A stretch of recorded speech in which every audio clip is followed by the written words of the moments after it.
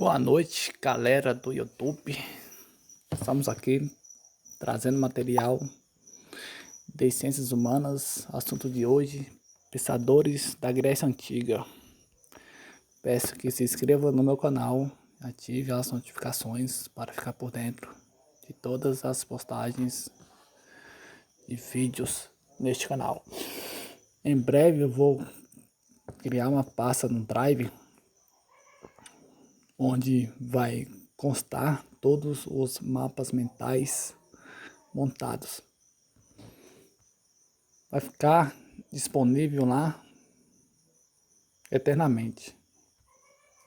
É que nesse aplicativo do Midomo, ele está gerando um link, mas tem um prazo de 48 horas para fazer download do mapa mental, que fica na descrição do vídeo. Já lá no Drive, vai permanecer lá no modo de imagem, mas vai ficar lá permanentemente. Vamos à leitura. Pensadores da Grécia Antiga.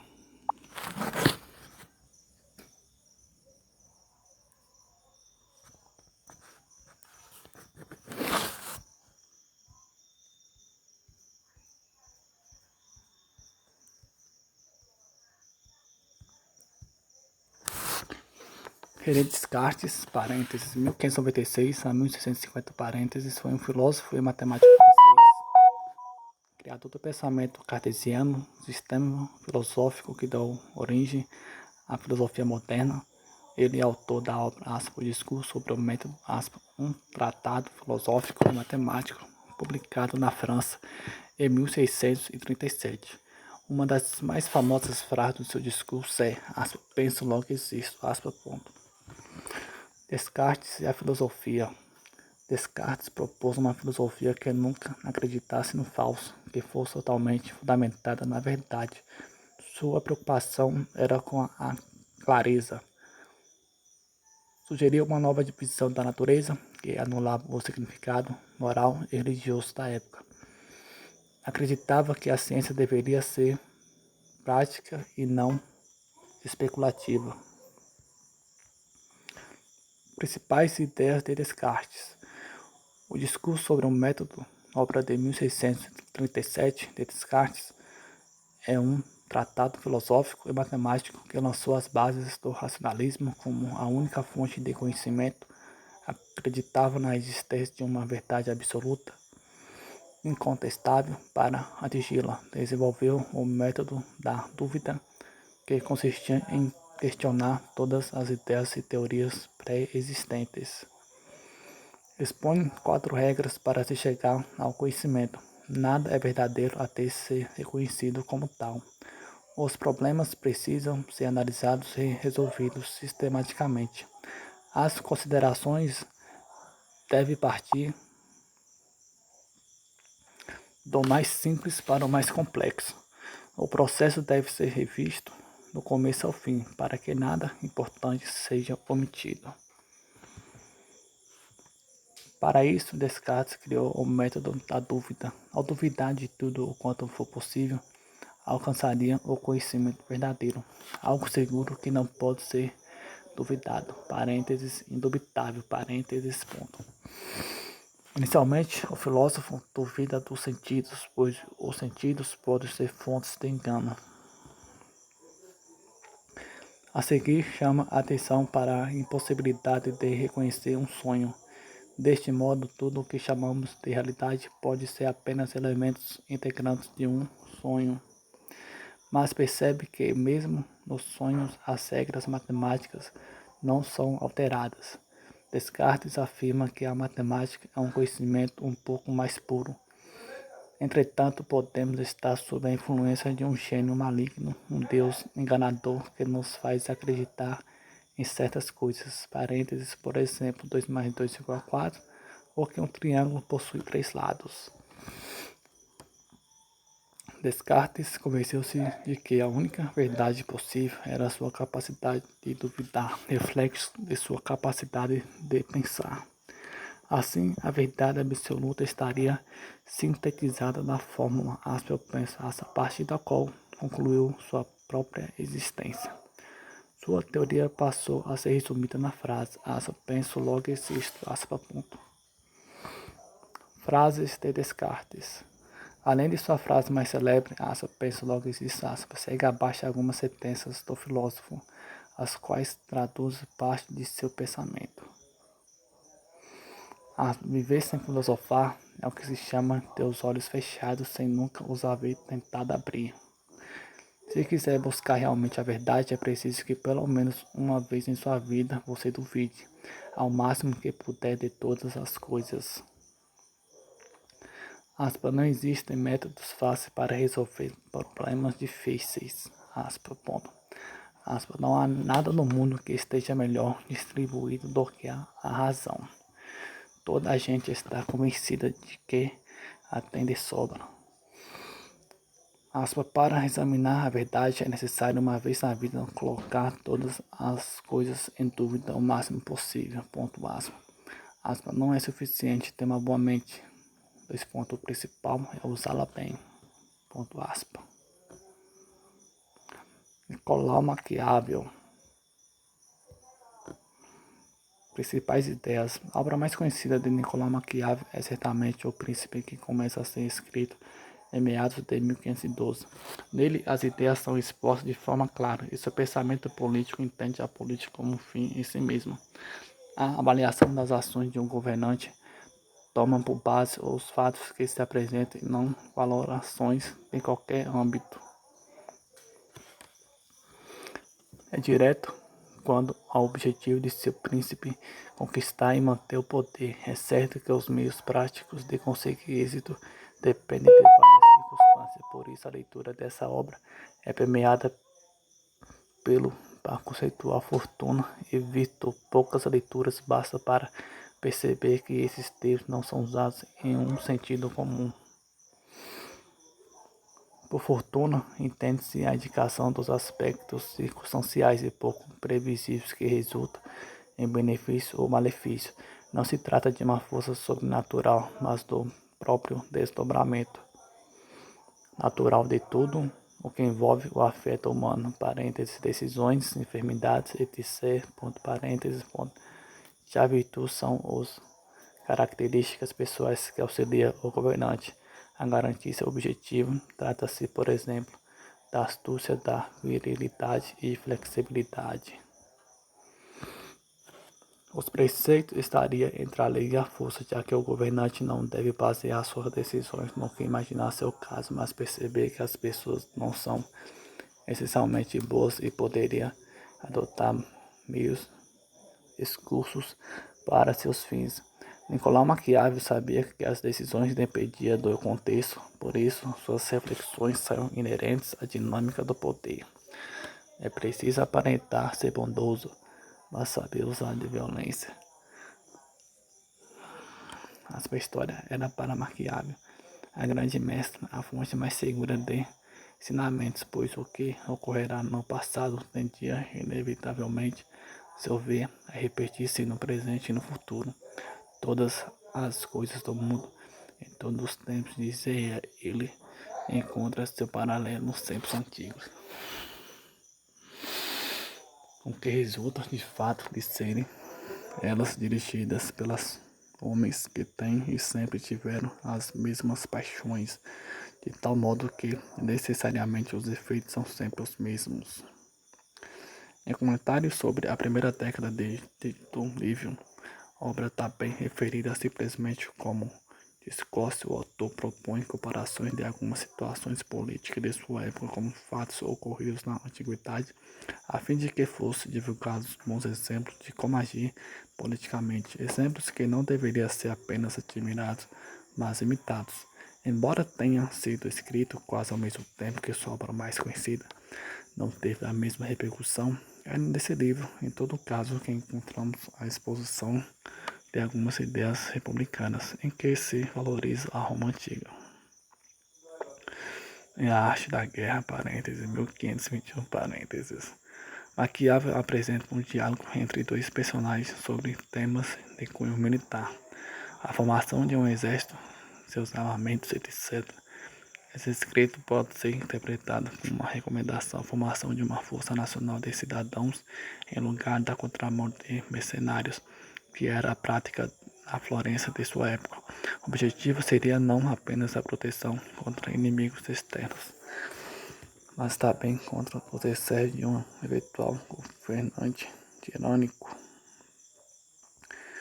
Suas ideias continuam sendo alvo de inúmeras reflexões e formaram a base do pensamento realista em ciência política.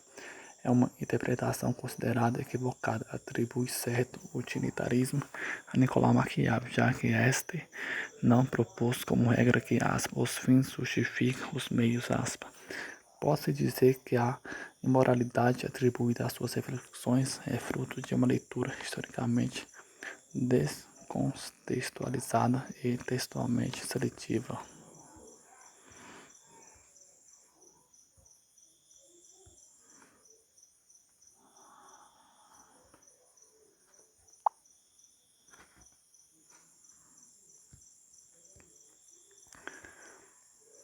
Principais obras e citações. Príncipe. Aspas.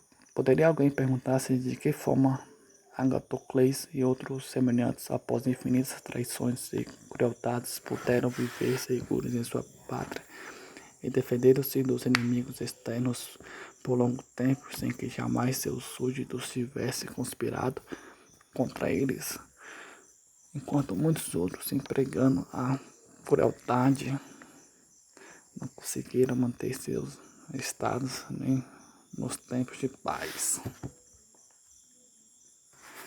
nem nos incertos tempos de guerra. Creio que isso resulta da crueldade mal empregada ou bem empregada.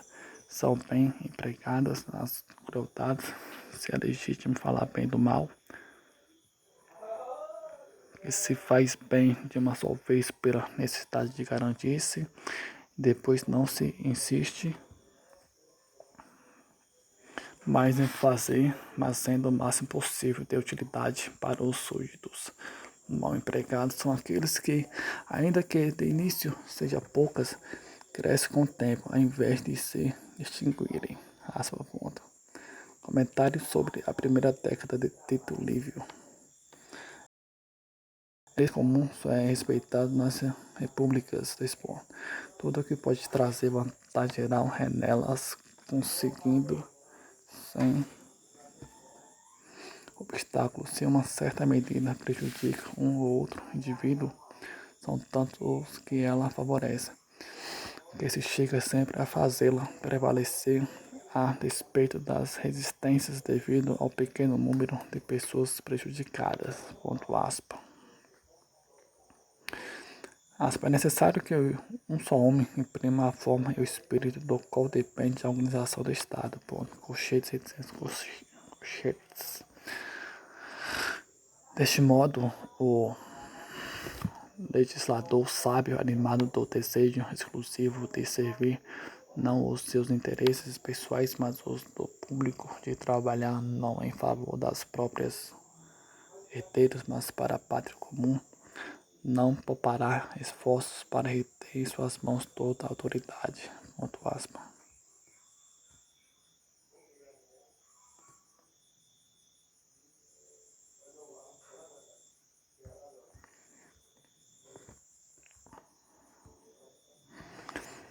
Friedrich Nietzsche.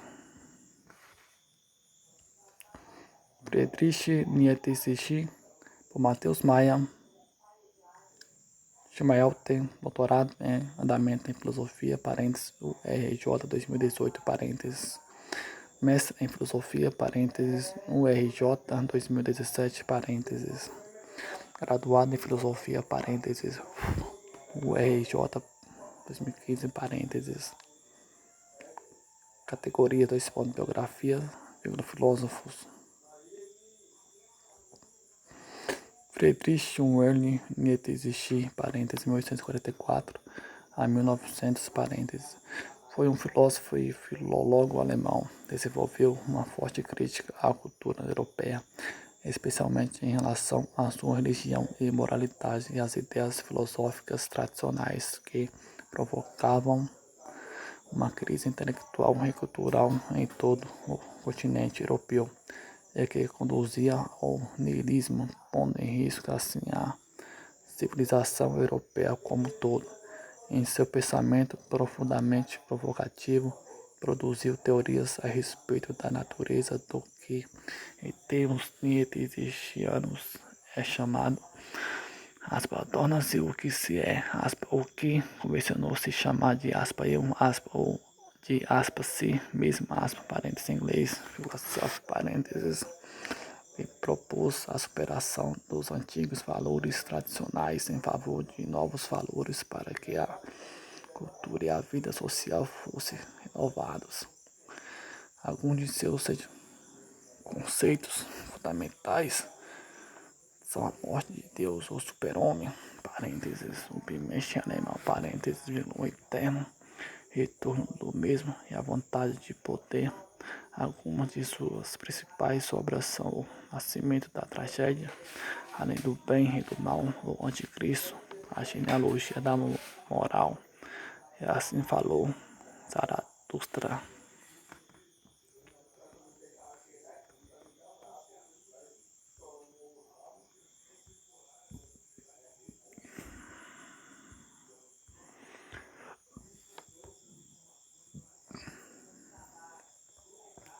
Obra. A década de 1880 foi de intensa produção para Friedrich Nietzsche. Durante essa década, publicou a Genealogia da Moral, O Crepúsculo dos Ídolos e o Anticristo. No entanto, em 1889, Nietzsche sofre um colapso físico e psicológico. A partir deste colapso, tudo o que experimentou foi uma deterioração de suas faculdades físicas e psicológicas, vindo a falecer em 25 de agosto de 1900. A filosofia de Nietzsche fundamenta-se na crítica sobre os valores. Para ele, não existem valores absolutos, o que quer dizer que os valores são uma criação dos seres humanos para que possa viver e desenvolver-se melhor em sociedade. No entanto, tais valores começam a entrar em declínio conforme novas descobertas científicas e novas formas de pensamento são produzidas. Era o que acontecia no século XIX. Com o advento do iluminismo, Nietzsche identifica um ataque à metafísica tradicional. Quer dizer, o fundamento dos valores ocidentais havia sido abalado. É esta constatação e com este sentido que Nietzsche afirma que Deus está morto. Deus aqui é tudo o que dá sentido aos valores ocidentais. A partir dessa constatação, o ser humano precisa reavivar seu caráter criativo a fim de produzir novos valores. Esta derrocada dos valores da modernidade é, em certa medida, relacionada por Nietzsche com o niilismo que assolava a Europa, de modo que o ser humano precisava dar uma resposta. O caminho para essa resposta é para Nietzsche, o super-homem, parênteses, alemão, o primeiro parênteses que aponta para um tipo de ser humano detentor de uma força e fertilidade inexauríveis para manter a fé no homem. Quer dizer, o super-homem produz uma nova esperança para a humanidade. Outra forma, doutrina do pensamento nietzscheano é a doutrina da vontade de poder, onde Nietzsche afirma que o mundo é regido por forças que estão em constante conflito, buscando expandir-se nesse jogo de forças. Uma força expande-se quando outra perde sua força. Nesse sentido, o filósofo critica o esforço de algumas pessoas em tentar sustentar uma força que já entrou em declínio, que é o que acontece em relação à manutenção de valores que já perderam sua relevância cultural. Apesar da relevância de todos esses conceitos, o próprio Nietzsche sugeria que a doutrina do eterno retorno do peso era seu mais importante pensamento. Sua compreensão, contudo, obscura, tendo em vista que esse pensamento não foi devidamente desenvolvido durante sua vida. Alguns pensadores mais antigos sugeria uma concepção cosmológica de repetição, espaço temporal, algo vinculado à ideia de destino. Outro, mais tardios, afirma que o eterno retorno diz respeito a um pensamento prático, geralmente sendo entendido como modo de encarar a vida e a realidade, de maneira a se viver como se cada instante fosse repetir-se infinitamente.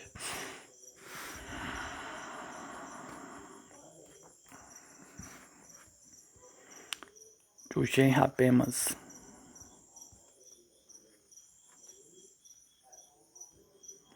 é um filósofo e sociólogo alemão vinculado à teoria crítica, corrente de pensamento desenvolvida pela Escola de Frankfurt, e ao pragmático contemporâneo. Habermas trabalhou como assistente de ensino do professor Theodor Adorno no Instituto de Pesquisa Social da Universidade de Frankfurt, o que o colocou como um representante da chamada segunda geração.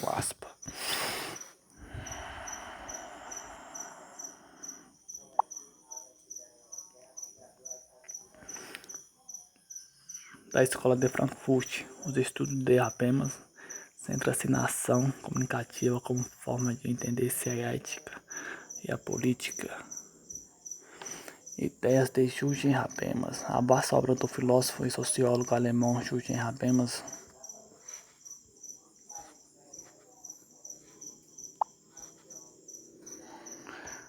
deixou um extenso legado de ideias e teorias para a compreensão da política, da ética e da comunicação. A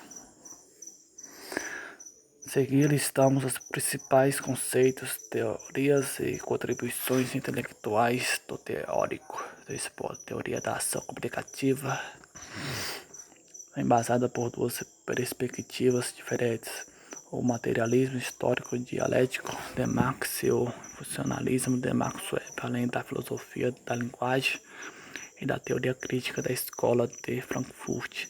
A ação comunicativa é uma complexa teoria de interpretação do mundo e da socialização. A socialização é complexa, pois é um resultado dos processos individuais que se colocam em conjunto. Assim começa a ser um processo de fundamentação da ética que resulta das ações individuais e do convencimento das pessoas com base na comunicação. A comunicação é o mais fundamental processo humano na ótica de Habermas, pois é ela que permite a interação e a instauração de processos éticos e de socialização. A ação comunicativa é um processo de comunicação livre e racional de extrema importância para a consolidação da democracia. A ação comunicativa é a razão, a racionalidade por trás da ação comunicativa. Ela surge como uma proposta de emancipação do ser humano, parênteses, influência da Escola de Frankfurt, parênteses, em oposição. A razão instrumental, descrita por Adorno e Horkheim, parênteses, filósofos da Escola de Frankfurt, parênteses, como a lógica capitalista brutal, que apenas utiliza a racionalidade como meio para algo e não reflete sobre si mesma. Essa razão instrumental foi o tipo de processo racional que desencadeou o Holocausto judeu. É descrita também como uma espécie de lógica de barbárie pelos filósofos frankfurtianos. Esfera pública. A esfera pública vai muito além do âmbito público estatal.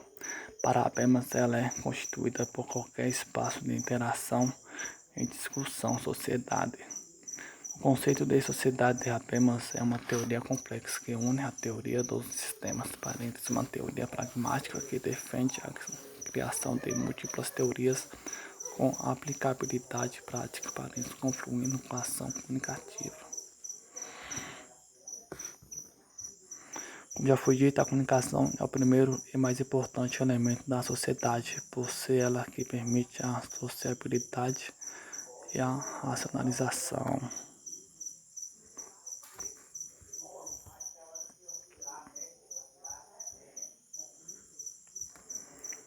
Obra de Jurgen Habermas. Habermas escreveu e publicou mais de 50 livros, além de artigos acadêmicos e jornalísticos. Isso o coloca como um dos principais teóricos do século XX e XXI, além de ser um dos mais antigos e importantes filósofos. Ainda em atividade, toda a sua obra principal está baseada na razão comunicativa e na ação comunicativa. A seguir, listamos alguns dos seus principais livros. Teoria da ação comunicativa. Nesse livro, apenas mostra com detalhes o seu principal conceito, o de ação comunicativa, consciência moral e agir comunicativa.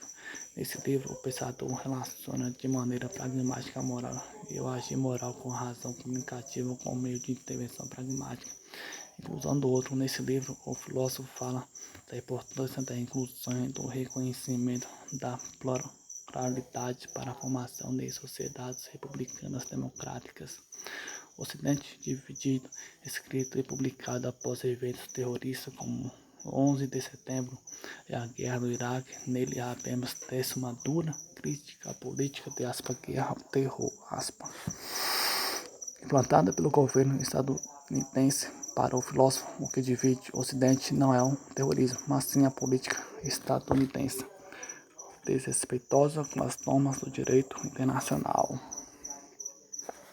Dialética da secularização. Sobre a razão e religião. Esse não é um livro intenso sobre as teorias de Habermas, mas a sua importância está no seu largo alcance e na proposta de dialogar com um intelectual religioso sobre um tema muito importante, a fé e a razão. O livro foi escrito em parceria com o Papa Bento XVI.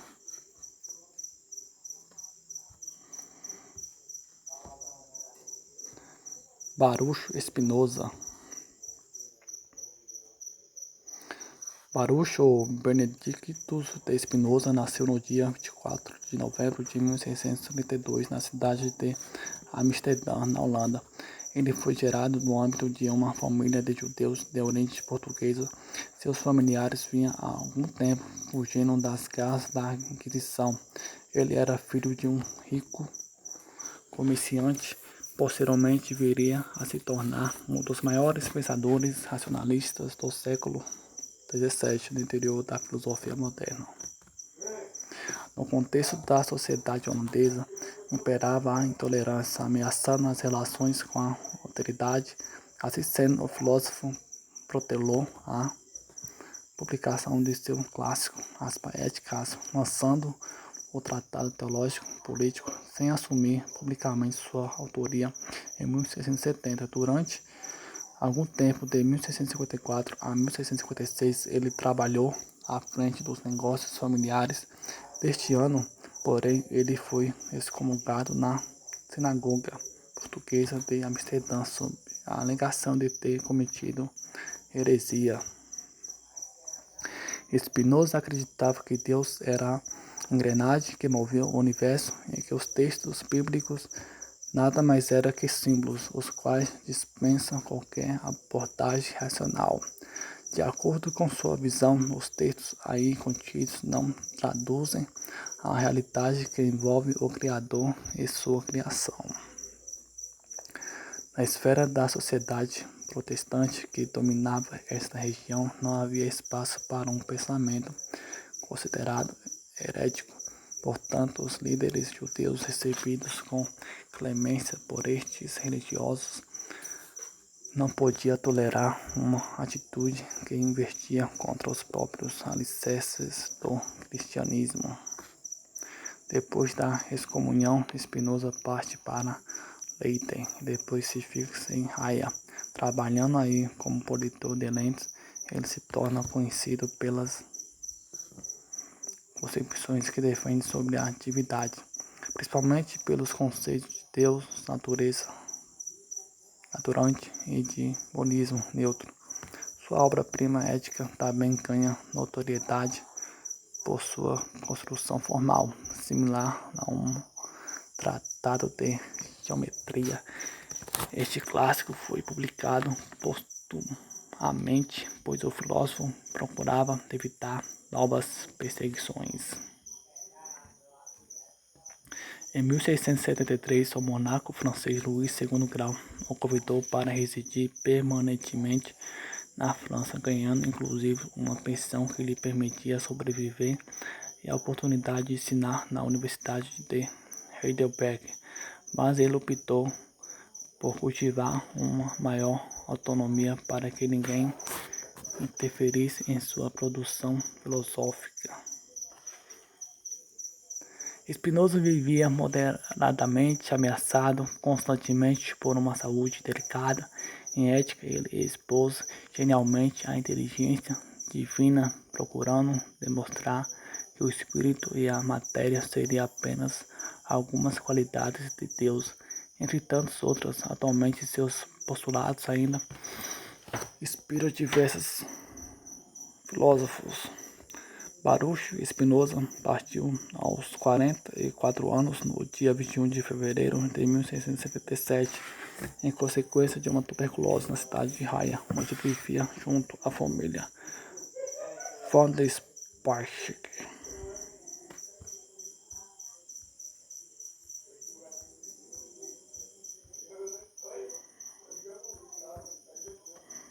Simone de Beauvoir.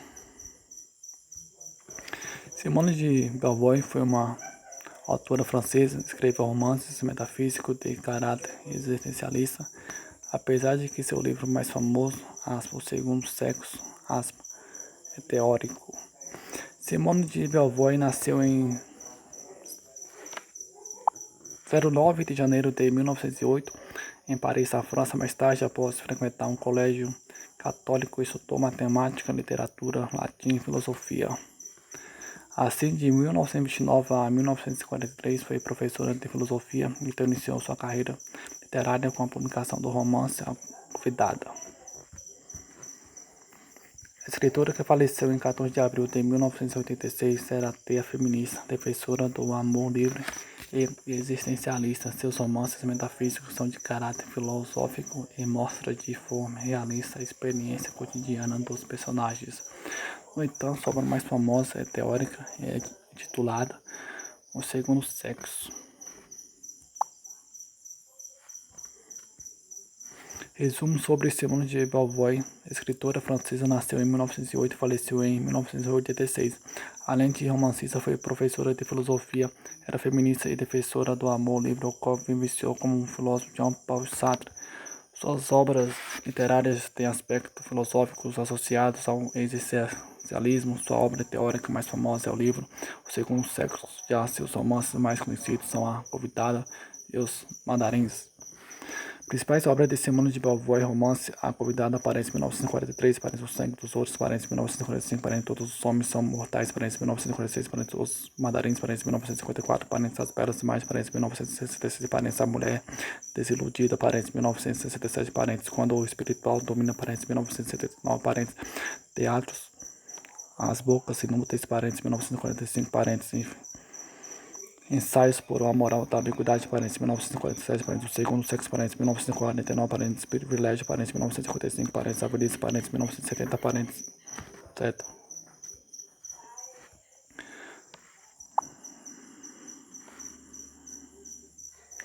O romance A Convidada tem traços autobiográficos e narra o triângulo amoroso entre Francisco Pierre Xavier e tal relação semelhante à que foi vivida por Simone de Beauvoir, Sartre e Olga Kosakiewicz, parênteses 1915 a 1983, parênteses. A obra mostra então uma alternativa de relacionamento contrária à monogamia burguesa. A princípio, François e Pierre vivem uma relação amorosa quase inquebrantável, apesar de terem um relacionamento aberto até que a jovem Xavier entra na história e torna-se amiga de François, desperta o interesse sexual de Pierre, o que provoca o ciúme de François. A história se passa em Paris no final dos anos 1930. François Miquel tem 30 anos, Pierre Lavoisier, seu amante, tem mais ou menos a mesma idade. Ambos são intelectuais, já Xavier Pages é uma jovem estudante que é seduzida por Pierre. Mais tarde, Xavier dorme com Geppetto, o que provoca ciúmes em Pierre.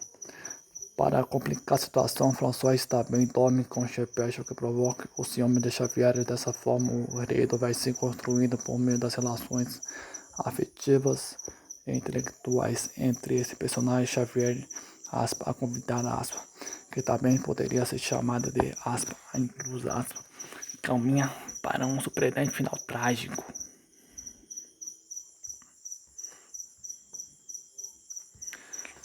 Característica da obra de Simone de Beauvoir. Simone de Beauvoir escreveu tanto textos teóricos quanto literários. Os ensaios da autora têm uma perspectiva existencialista e feminista. Eles discutem questões como ética, política, situação, ambiguidade humana, alteridade, ação individual, liberdade, objetificação e opressão. Seus textos literários, tanto os romances quanto as memórias, também têm caráter filosófico. Neles estão presentes discussões sobre a alteridade e a ambiguidade do sujeito. Beauvoir escreveu chamadas por romance metafísico.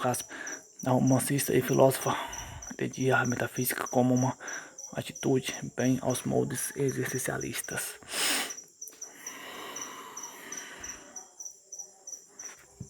Defendia que a essência humana aparenta a subjetividade aparenta estar no próprio indivíduo e não em uma força mística exterior a ele. Seus textos literários representam a experiência metafísica humana. Com base na vivência cotidiana de seus personagens, o romance metafísico explicita a experiência individual do personagem. Desse modo, lança um olhar sobre a realidade onde a experiência humana tem um lugar. Busca então mostrar a relação entre o personagem e o mundo em que ele vive, além de seu conflito com a realidade, consigo mesmo e com o outro. Dessa forma, Simone de Beauvoir pode ser considerada uma autora pós-infinitista.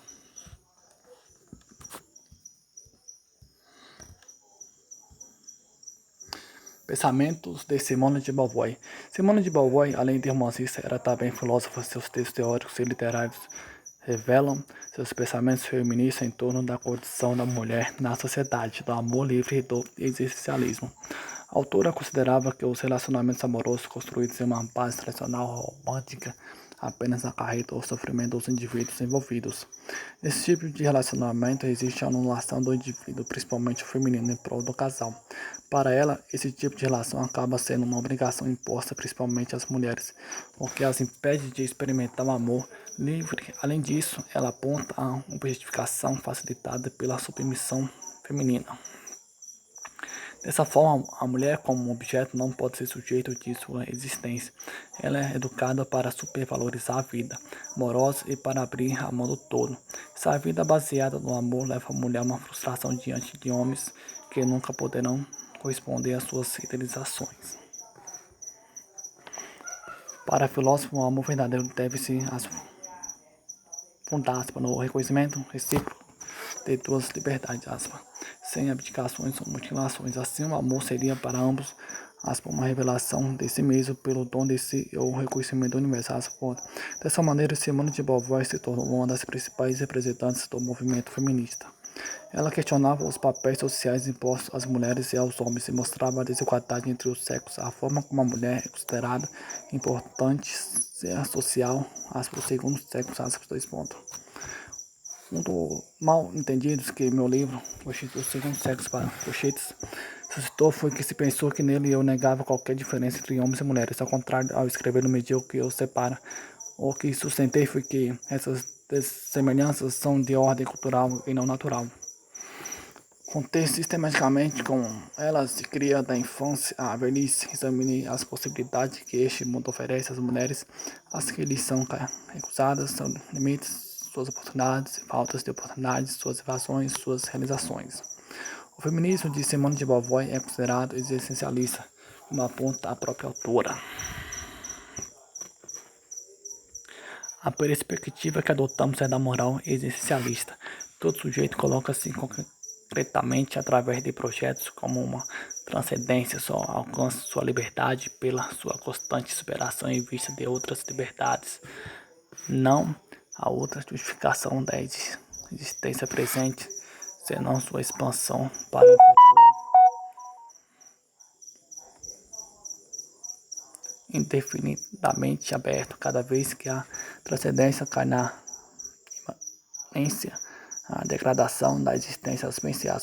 Da liberdade em facticidade, essa queda é uma falha moral, se consentida pelo sujeito, se lhe é infligida, assume um aspecto de frustração ou opressão. Por fim, vale lembrar que o existencialismo está fundado na reflexão sobre a ação, as escolhas e a liberdade. Ele questiona a própria existência humana, é o que é ser humano, pensa sobre as formas como o ser humano se relaciona com a realidade, sobre a força do determinismo e do condicionamento. Porém, na teoria existencialista, a existência precede a essência, que deve ser construída por cada um de nós. Bom, galera, material de pensadores da Grécia Antiga, ele vai ser dividido em 2 vídeos, devido ao alto extensamento desse vídeo. Também vai ficar muito grande para me fazer a postagem devido aos megabytes. Amanhã irei fazer a postagem da segunda parte, mas o mapa mental já está montado, vai ficar disponível para download hoje mesmo. Mas só para reforçar o que eu falei no início do vídeo, em breve, quando tiver postar todos os vídeos de ciências humanas, vai ter uma pasta no Drive, ou seja, na plataforma do Google, onde vai estar todos os mapas mentais, mas como imagem para fazer download. Só para ressaltar, não sei em qual aula que eu falei, mas creio que foi na de globalização, que eu tinha comentado que não deveria se falar palavras com K. Mas só para reforçar, não é que não permite, é bom se evitar. Mas o objetivo da técnica tem que se desenhar qualquer objeto que você se vê. Mas se você quiser falar palavras com K, não tem nenhum problema. Boa noite a todos, até o próximo vídeo.